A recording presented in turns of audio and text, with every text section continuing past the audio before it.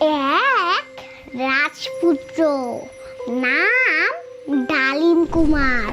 তার ছিল এক পঙ্খিরাজ ঘোড়া। ঘোড়ায় চড়ে দেশ বিদেশে ঘোরে। একবার ঘুরতে ঘুরতে চলে এলো অচিনপুরে। ক্লান্ত রাজপুত্র গাছের ছায়ায় ঘুমিয়ে পড়ল।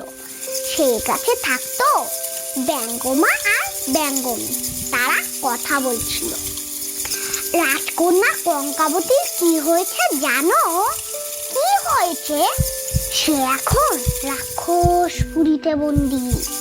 রাক্ষসপুরী অনেক দূরে, 7 সাগর 13 নদী ওপারে। ডালিম কুমার 7 সাগর 13 নদী পার পৌঁছালো রাক্ষসপুরীতে। ওঠো কঙ্কাবতী। কঙ্কাবতী সোনার পালঙ্কে ঘুমিয়ে আছে। কিছুতেই তার ঘুম ভাঙছে না।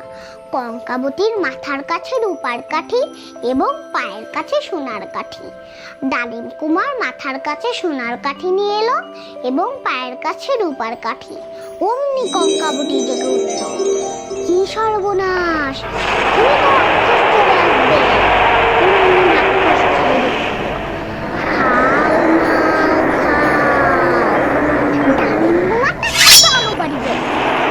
কঙ্কাবতী বলল, এভাবে রাক্ষস মারা যাবে না।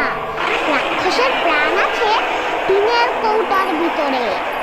ডালিম কুমার জানে না টিনের কৌটা কোথায়। কঙ্কাবতীর ছিল অনেক সাহস। তোমার তরবারি আমার কাছে দাও।